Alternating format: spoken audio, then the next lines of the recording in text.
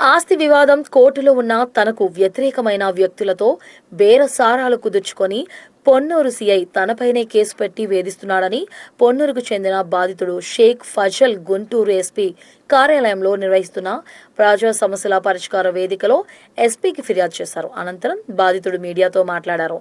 ఆస్తి వివాదం కోర్టులో నడుస్తున్న వివాద పరిష్కారానికి పలుమార్లు పోలీస్ స్టేషన్కి రమ్మని సీఐ వేధిస్తున్నాడని చెప్పారు. ఆస్తి వివాదంలో తన వ్యతిరేక వ్యక్తులు నాపై హత్యాయత్నం చేస్తే నేను ఫిర్యాదును చేస్తే సీఐ పట్టించుకోలేదని ఆవేదన వ్యక్తం చేశారు. సీఐ వేధింపులు తాళలేక తనకు న్యాయం చేయాలని జిల్లా ఎస్పీని ఆశ్రయించినట్లు తెలిపారు. నేను పొన్నూరు టౌన్ నుంచి వచ్చాను. నాకు మా తాత ద్వారా మా నాన్నగారికి వచ్చింది. మా నాన్నగారి నుంచి నాకు వచ్చిన ఆస్తి కోర్టులో ఉందండి. అది వివాదం నడుస్తుంది.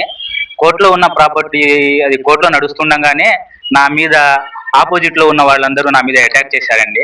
నేను ఎప్పటి నుంచో నా మీద అటాక్ జరిగిద్దండి, నా మీకు ప్రాణహాని ఉందని చెప్పి ఎప్పటి నుంచో పోలీస్ స్టేషన్లో నేను చెప్తానే ఉంటే పట్టించుకోలేదండి. వాళ్ళు కావాలని చెప్పి వేరే ఊర్ల నుంచి వేరే మనుషుల్ని పిలిపించి పోయిన ఆదివారం నా మీద అటాక్ చేశారండి.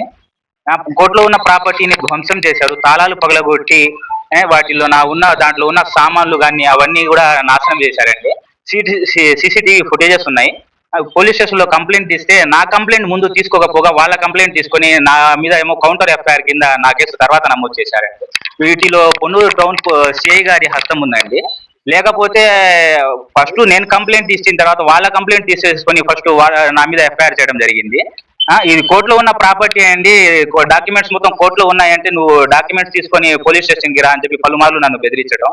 వాళ్ళు కూడా ఆపోజిట్ లో వాళ్ళు కూడా నా మీద దాడి జరిగినా కానీ పోలీసులు కూడా ఏం చేయలేకపోయారు. చిన్న చిన్న సెక్షన్స్ పెట్టి వాళ్ళని తప్పించే ప్రయత్నాలు చేస్తున్నారు.